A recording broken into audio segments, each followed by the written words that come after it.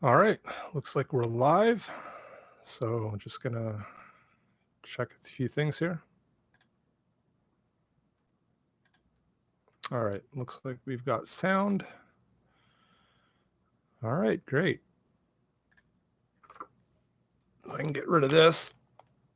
Well, this is my first stream. I just wanted to get on here like everybody else is going on to YouTube lately. So I feel like it's time for me to, grab an oar and start to contribute and start to be a bigger part of this scene. I've been a comic collector my whole life, and I've recently just felt like things are really getting bad. I know they've been going bad for a long time, but ComicsGate is the way forward. It is the future. It is what the industry is going to become. So, it's time to jump ship, grab an oar, and start contributing. And as a creative person myself, I'm going to be getting involved with my own project soon. So that's something that I want to, get this YouTube channel built up and get some people, on board and hopefully contributing.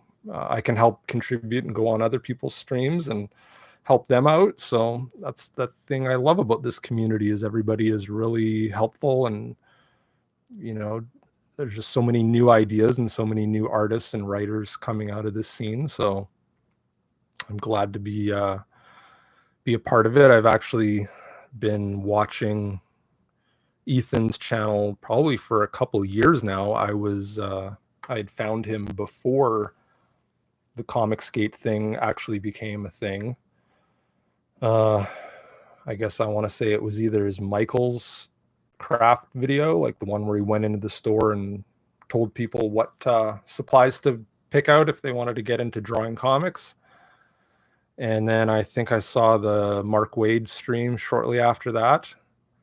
So yeah, that was pretty much writing on the wall. I could almost tell during that interview that the respect just, it didn't seem to be there with some of the bigger creators like Waid and other people at the time. Now we see what's going on with all the cancel culture and how everybody's, nobody is immune from the criticism, but early on there it was kind of ludicrous the way the pros would jump on the fans and would jump on other fellow creators and people in the industry, and just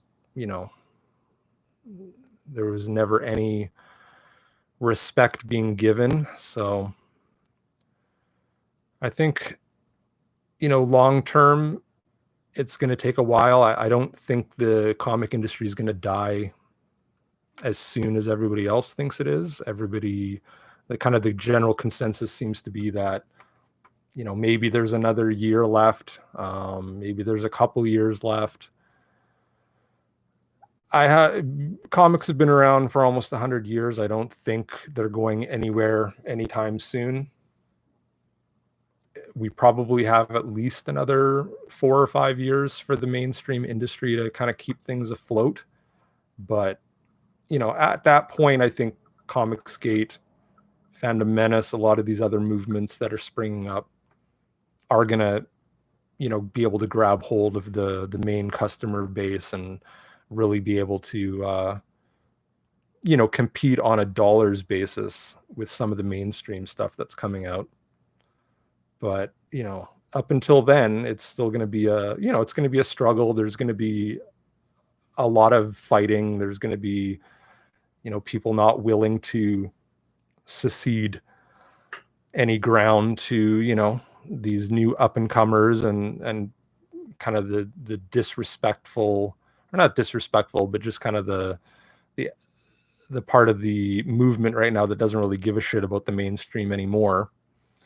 Like I was saying, I'm still a collector. I don't collect as many comics like new titles as I used to in the past, but I mean, I've been collecting comics for more than 30 years of my life, mostly consistently, but I mean, maybe there's been about 4 or 5 years in that span where I wasn't purchasing on a regular weekly basis, but I've always been collecting back issues, always been going to cons, always kind of trying to keep up with what's going on in the storylines and in the industry. So like a lot of other, long-term collectors and things like that,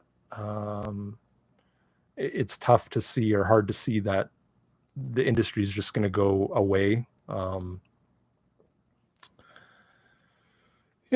that's a good thing. I don't think the mainstream industry needs to disappear. Obviously, I don't think ComicsGate is going to be able to actually change the mainstream in its current form.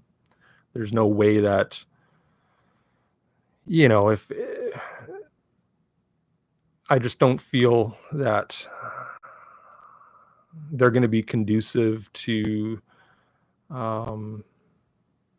bringing people back into the industry that maybe have left and come over to ComicsGate.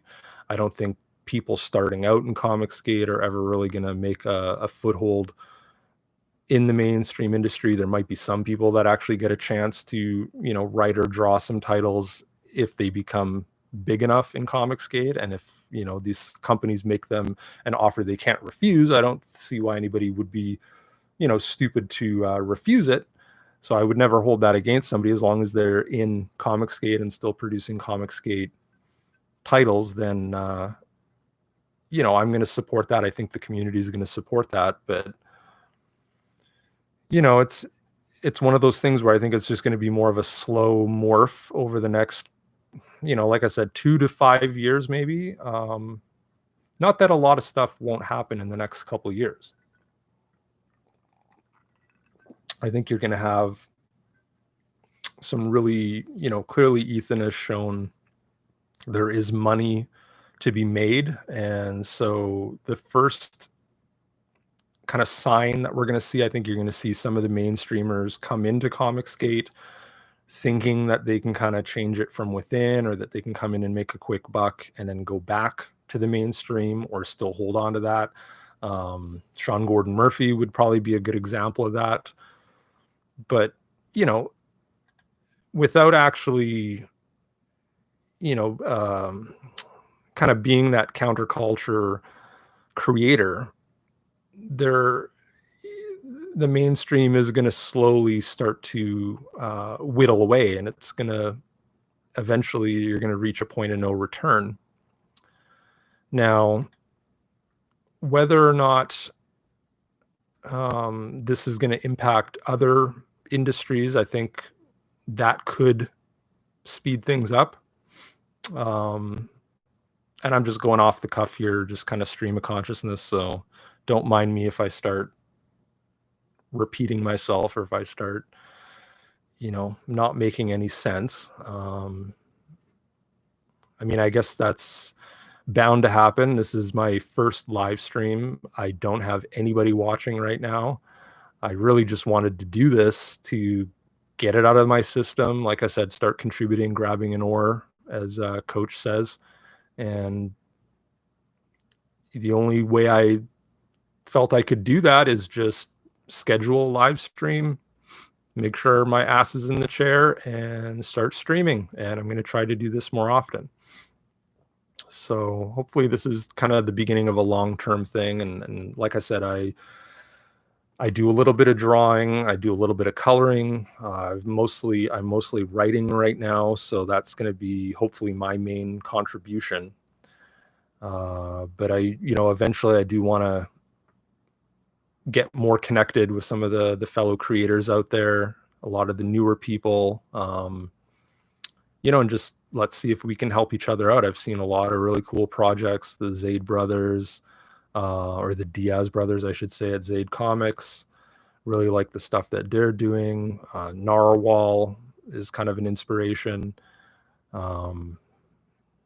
Kelsey's kind of a mainstream guy, but he's been, kind of really doing so many different projects and so many cool things with CG that I don't think he's anywhere near his potential. I think he's going to be just like a huge star in the future. Not even just with ComicsGate, but I think the mainstream is going to start to take notice too a lot more. And I don't think he's ever really had a problem getting jobs or anything, but I think it might come where if the mainstream starts giving him more work, it's going to be tougher for him to concentrate on CG. So hopefully he kind of learns pretty quickly that CG's got his back and he should just focus on stuff like that. And I'm glad to see him doing a project with Zach as well. So, a couple of the things I was going to mention is this being the first stream that, so I go by Novablast on YouTube. I've been probably on YouTube for like since the beginning on that account, but I've created this new channel, which is acetiCsmoG, which is an anagram of ComicsGate. A lot of people are probably wondering, what is acetiCsmoG? What the hell does that mean? Basically, I just rearrange the letters in ComicsGate. Out comes acetiCsmoG. So for anybody who's kind of wondering, what does that even mean? Well, acetic, that's acetic acid. That's the stuff that's in vinegar. Smog, that's pretty self-explanatory. I kind of visualized it like, it's the kind of the vinegar vapors of vengeance against the mainstream comic industry. There is so much bitterness. There's so much, bile that goes around with what's going on both among the creators, as we can see with this, cancel culture biting them in the ass. They're kind of going after their own at this point, not even just after CG or the critics of the mainstream, but now they're starting to go after each other. So, with the acetiCsmoG channel, I'm going to kind of focus on the live streams. I'm going to focus on getting guests on and doing reviews and doing kind of an analysis of a lot of the ComicsGate projects. And I just thought it was kind of an interesting visual, interesting play on words. So hopefully that's not too confusing. And in the name, I also kind of capitalize the C and the G, the last letters of each word, to kind of remind people that it's related to ComicsGate. Hopefully that's going to catch on in time, and we'll see if the name and the branding sticks. I mean, this is all pretty much flexible. I could change anything at any time. I'm not married to any of this stuff, but I hope eventually, it'll kind of catch on or do its thing, and I can kind of keep it going.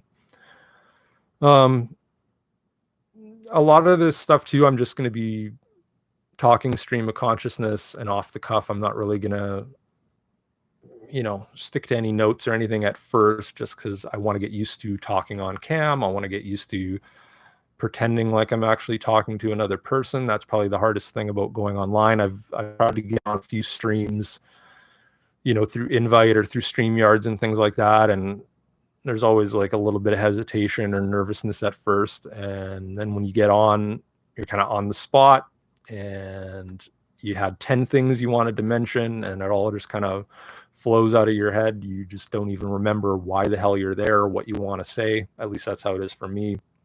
But once I get talking, once I get in the flow of things, I can usually, have some interesting things to say or have some comfortability about it.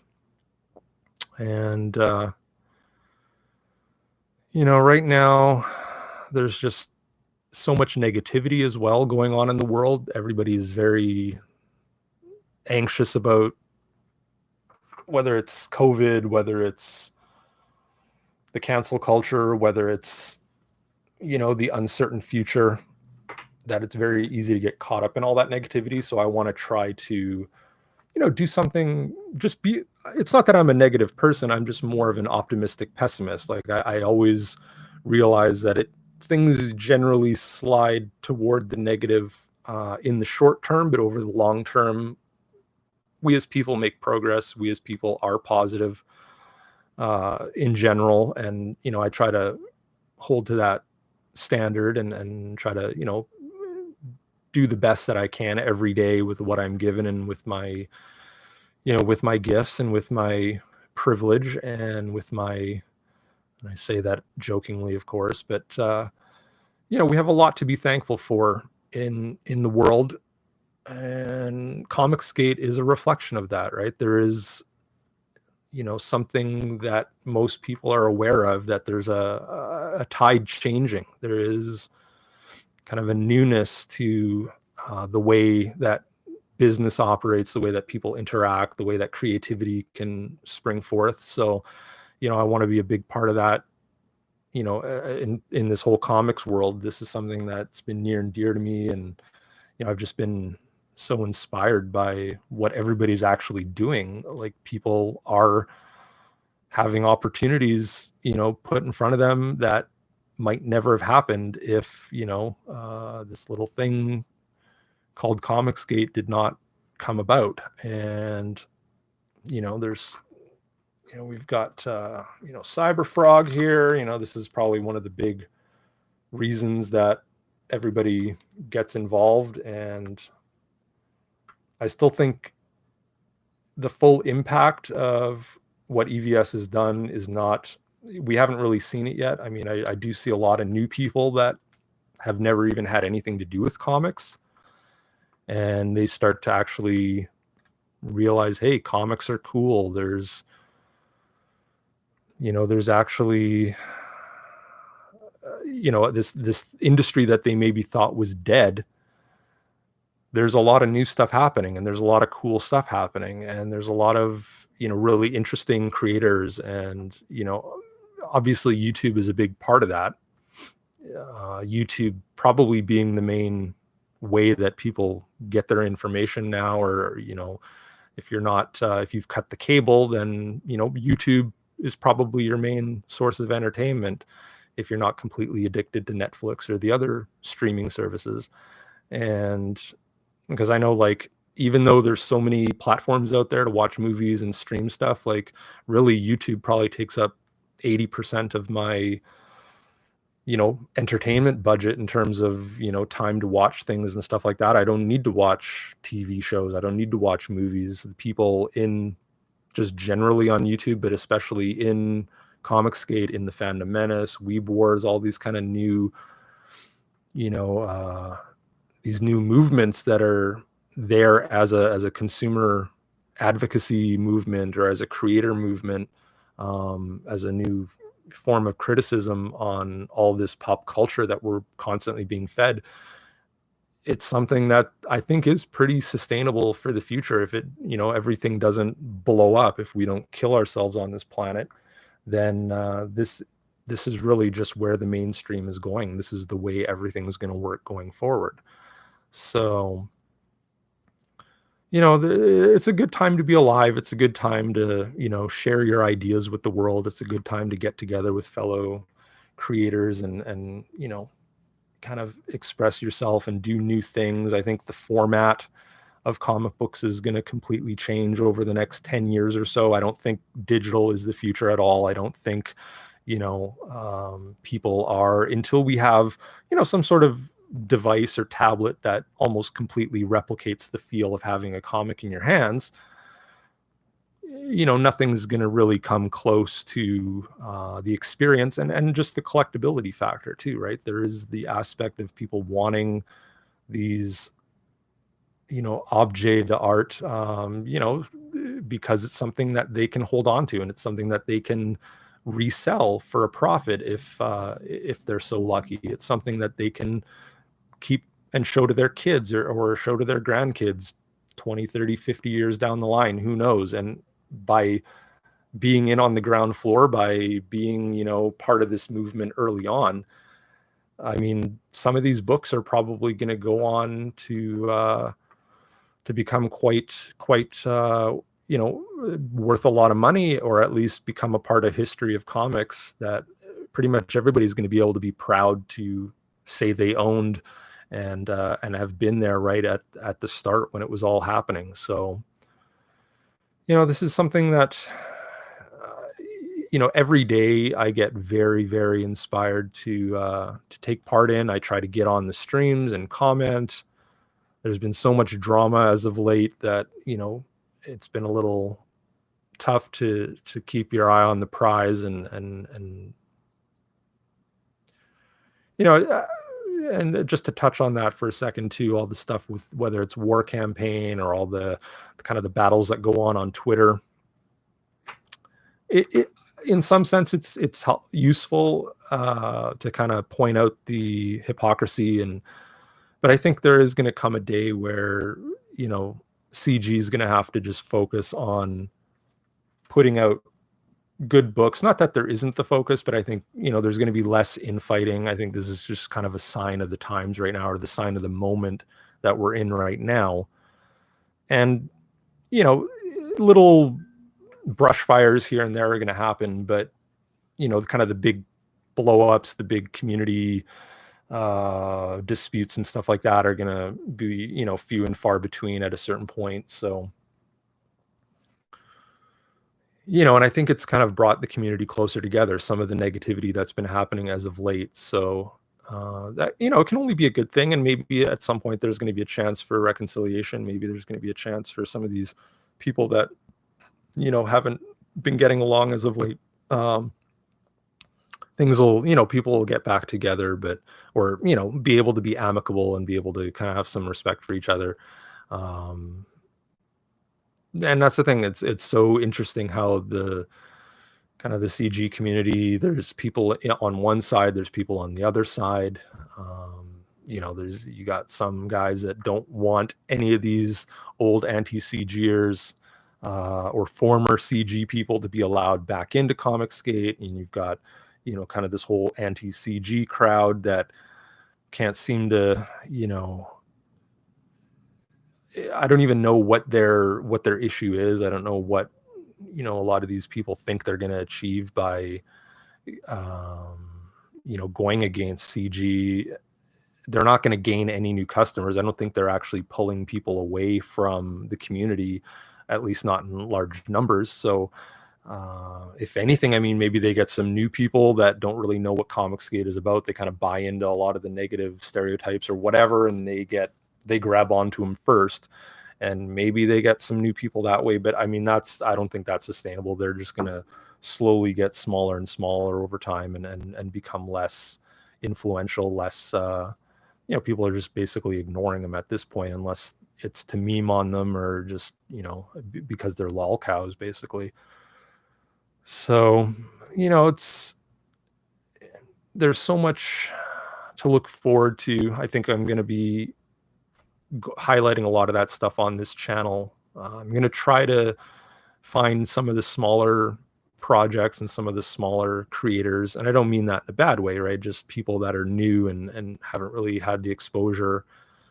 It seems like there's this, running joke that, everybody wants to get on Ethan's channel and promote their projects and stuff like that. But really, I think it's important to, do your own thing. That's why I'm doing this. I think I've gotten on Ethan's channel once when he posted the link. I've gotten on Dan's, on Frega's channel once.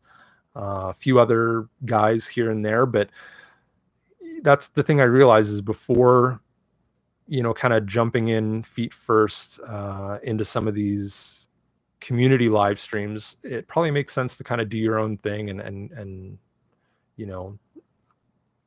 just be independent and don't worry about what everybody else is doing necessarily, or trying to get in their good graces or, suck up to them. Just kind of do your own thing. And you're going to find, fellow creators and, followers, customers, whatever the hell you want to call it. And hopefully that works. Hopefully that's something that, a lot of people can get involved in. For a long time, I didn't want to start my own thing because I just felt like, well, who the hell am I? Nobody's going to care. But you just got to start somewhere. Like, all these things build up from a base level, right? And if you're not willing to dip your toe in, you're never going to get wet. You're never going to actually achieve anything, right? It's that whole journey of 1,000 miles starts with a single step. So just got to do it, see what happens. And,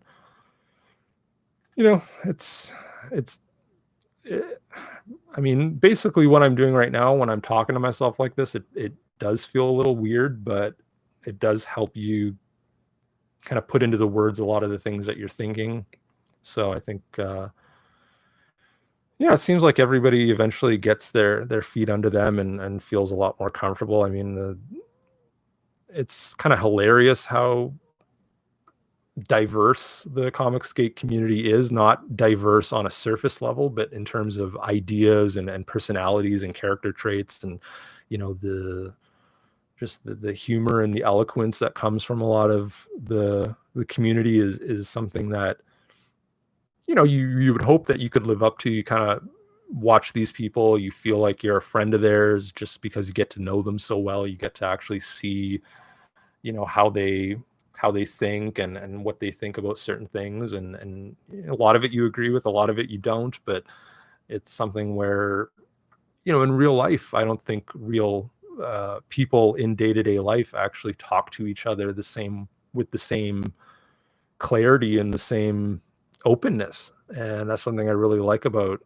CG and the Phantom Menace, is that everybody is, you know, they're not really hiding what their views are. You know, talking about the cancel culture stuff that's going on, I mean, that's always a concern, right? Is that if you have a day job, if you have a, you know, kind of a public life, are you gonna say the wrong thing and somebody's gonna actually freak out on you on Twitter or on your Facebook or in real life? I mean, I kind of don't really care about any of that shit. I generally stay off of social media, especially, I mean, Facebook, I maybe go on there once every couple months just to kind of keep up with friends and family. And, you know, Twitter, maybe a couple times a week, I'll check my notifications and kind of check my feed out and see what's going on. Or if there's some big thing happening, I'll try to dial in and see what everybody's saying. But, you know, you can become swamped with it. So it's important to kind of not let that stuff affect you too much. But, you know, you need to use it. You need to be attached to that realm in today's world. Otherwise, you'll have no idea what's going on, or you'll never, ever actually be able to, you know, talk with other fellow, you know, other people that are fellow spirits like yourself. And YouTube, I found, is the best social media out there in terms of the best community, the best, you know, just real honest people. And, you know, obviously YouTube is a business for a lot of people, or it ends up being kind of their vocation. But I think a lot of the creators on YouTube are pretty genuine and pretty, you know, they're trying to, it's just the nature of where the world is going and how we're all learning to interact with each other. I mean, throughout this whole, you know, health crisis, a lot of people are cooped up indoors. So this platform becomes a real escape and a real way to keep up with everybody and keep your wits about you. Otherwise, I mean, I've got so many people in my own life that have just become disconnected from reality, and it's kind of sad. You see how, you know, really the people that, when everything was normal, these were the people that I would assume are the more well-adjusted people. They have a lot of friends, a lot of people that they interact with daily. And as soon as the world shut down, they didn't know what to do with themselves. They didn't know how to actually exist under this new paradigm. Whereas if you're more introverted like myself, if you work from home like myself, I was used to it. This pandemic didn't actually really change anything for me. Aside from the social aspect, I never really felt the need to go online and get in touch with people through YouTube or through social media and Twitter and things like that. But now I'm realizing, like, no, this is actually a really valuable thing. So it's something that, I'm just, like I said, jumping into and, rather than doing it here and there, I want to make it more of a daily thing, so that, because really every day when I wake up, the first thing I do is I jump on and I try to see who's streaming, right? Instead of turning on the news, it's, what's in the feed and, who's live and what are they talking about? Because you can usually expect anybody, if something's happened, somebody's going to be streaming about it and telling you what's going on and pointing you to not only the kind of the mainstream sources of where to get more information, but also giving you some of the alternatives and some of the, diverging viewpoints that are so missing in the mainstream media and in the regular news that most people are seemingly attaching some level of authority to, but we see that it's just lies. It's a pack of liars running the mainstream media nowadays. So you got to be really careful how you form an opinion and how what source of information you trust. And it's weird when just everyday YouTubers are actually giving you a more solid perspective on what's actually happening. It's also very strange to be on a stream like this and you stop talking for 2 seconds and it fucking feels really weird, like you've got, you should be just keep going. But hopefully the pacing and kind of the comfortability, like I said, starts to become more natural over time here. I'm just gonna fucking get on here and just start talking and just say whatever I feel I need to say at the moment, up until I have a more focused, schedule and a more focused, perspective on the things that I want to share on here. I'm going to be preparing for this a lot better in the future. I had to do this. I had been putting it off for too long. I had felt like there would be, like if it's going to happen, it's just going to start happening. But no, it doesn't happen until you make it happen. So now, one of the things that I was going to mention too is just this idea of,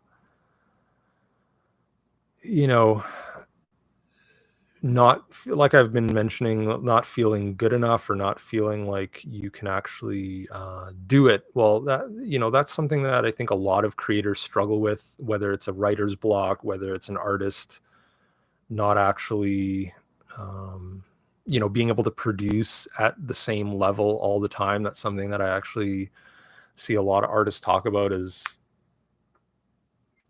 you only see the finished work. You only see the published piece. You don't see all of the trial and error that went into it. You don't see all of the erasing. You don't see all of the, crumpled pieces of paper. And which is that's a shame too, because that kind of is part of the story. That's part of the process. And I think if more people were exposed to these great artists messing up and not doing everything so perfect, it would actually be an even bigger inspiration for people to get started and do their own creative projects in whatever form that takes, because it's really just getting over that hump and just getting to work and putting in the practice, and you're not really worrying about what other people think. Obviously you're going to get criticism, you're going to get, feedback and things like that. And some people don't have the, the testicular fortitude to deal with the, what might be a negative perspective on what their output is. But, really that's the only way to grow. The only way you can get better is to make a mistake and adjust and do things differently the next time,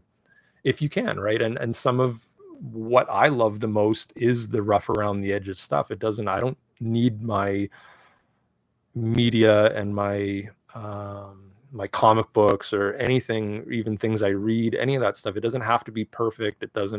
Typos don't really bug me. A little bit of bad grammar here and there, I'm usually willing to kind of overlook it, as long as I'm, that the artist and the creator, the writer, is actually taking me to a new place, or actually doing something worthwhile, doing something new, doing something that really does come from their soul. Because there's too few people out there in the world that really put their mark on the world and get what's going on inside their brain out into the real world. So, and that's been the story of the digital revolution over the last 25 years is, whether, it's obviously it's like a new printing press, but I mean, it goes even beyond what the Gutenberg press was able to achieve. I think, we've only begun to see how this new digital landscape is, and this, the internet, which we all take for granted, even though it has not been around. It's been around basically for one generation now.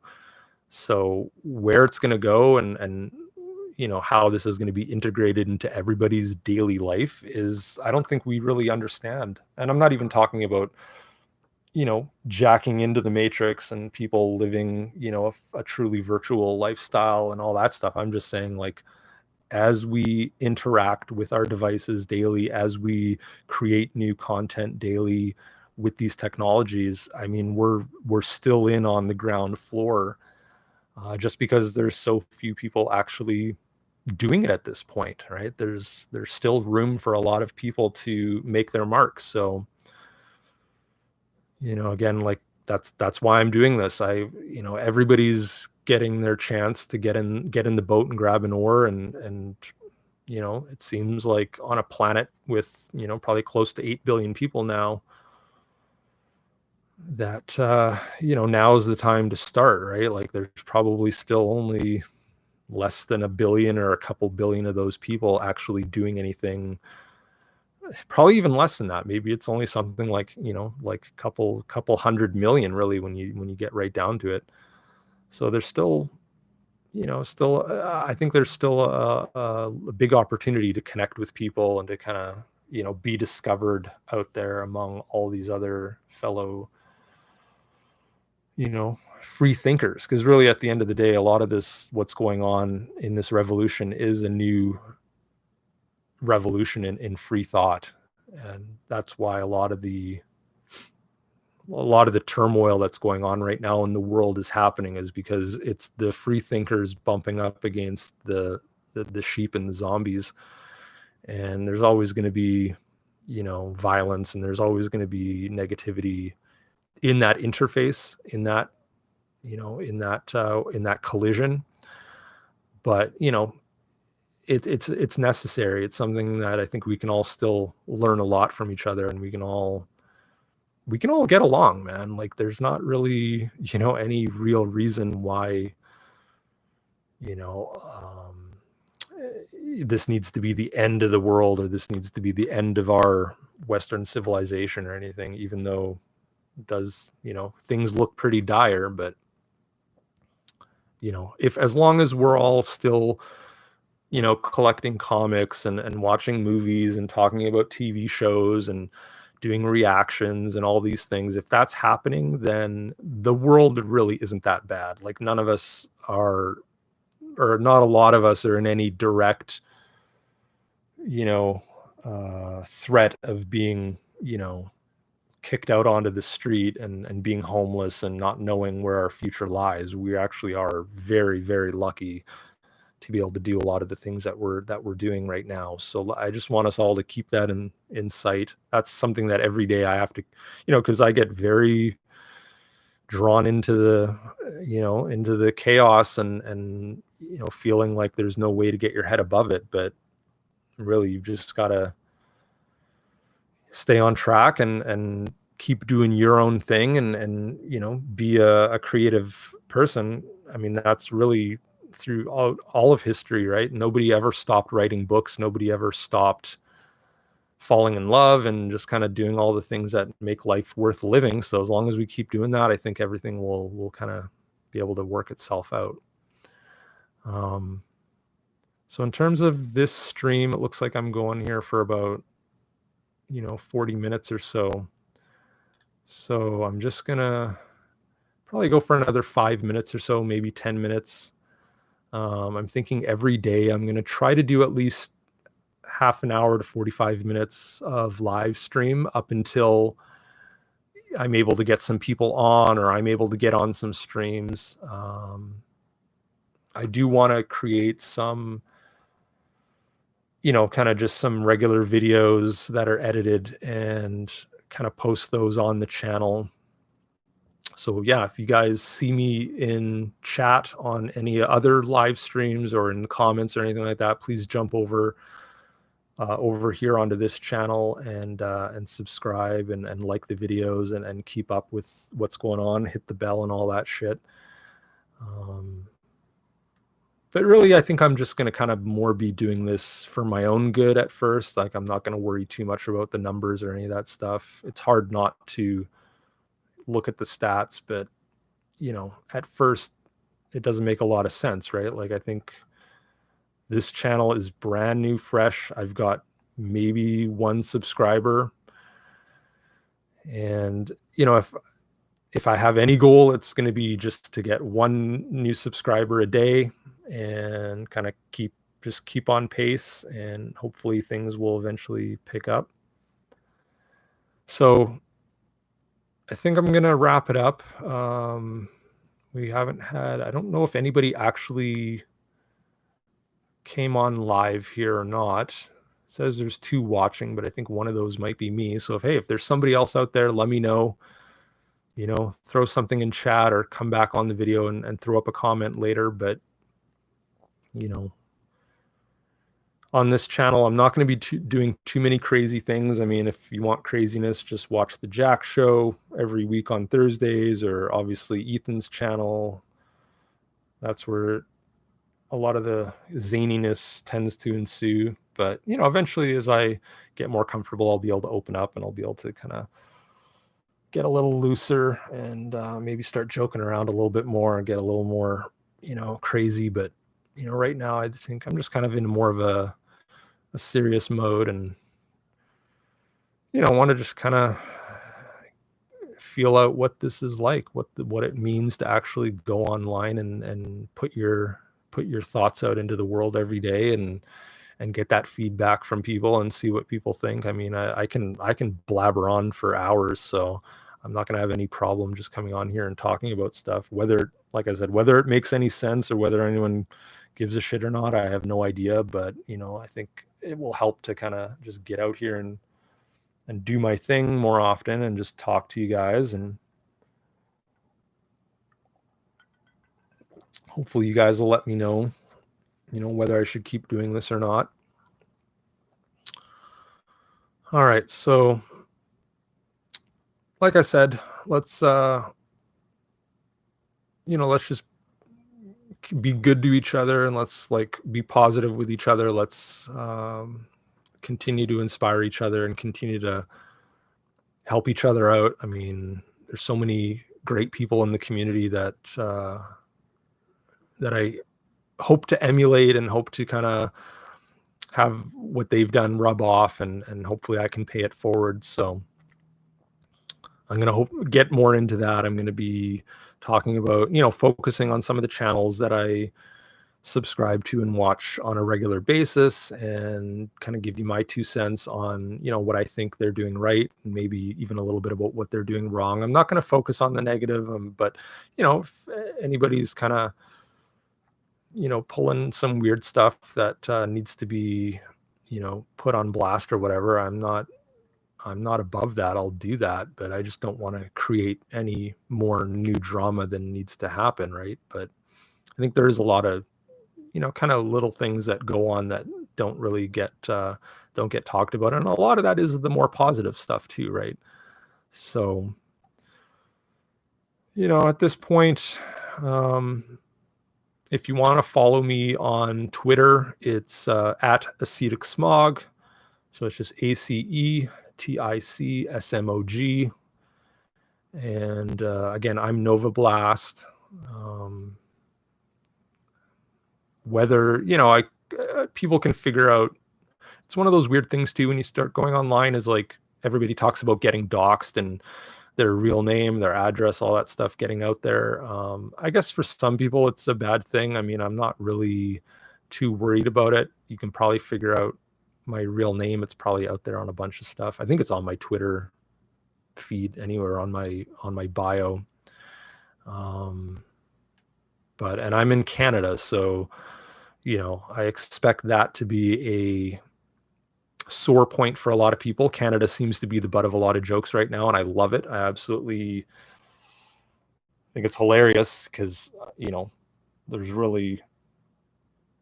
nothing bad about living in Canada, and it's always funny when people they try to blame Canada for everything, and it's obviously because you can't really blame Canada for anything. We're kind of just probably more neutral than Switzerland at this point, but you know, it's one of those things where we do have our own way of doing things. We're not just America light like everybody thinks. So I'm hoping to kind of connect with more of the Canadian ComicsGate community, and I've seen how the UK CGers have banded together and done some things, you know, in their own little collective, and that's really cool. And I don't know if there's anything like that going on with the Canadian creators.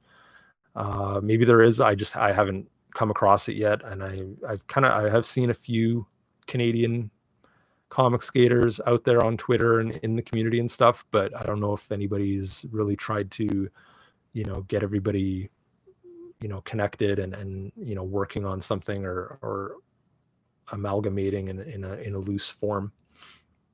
So we'll see if that happens, or if that's a thing or not. But yeah, so if you want to make, you know, all the strange brew jokes and stuff like that, feel free. I kind of don't drink anywhere near as much beer as I used to.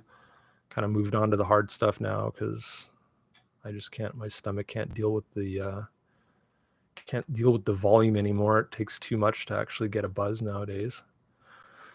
All right, so now I'm just rambling on. So I think I'm going to end this. I've been doing this for over 45 minutes now. So just want to thank everybody for tuning in or watching the video. If this is, if you're seeing it after the fact, and hail ComicsGate, and hope to see you on the next video. All right, peace, guys.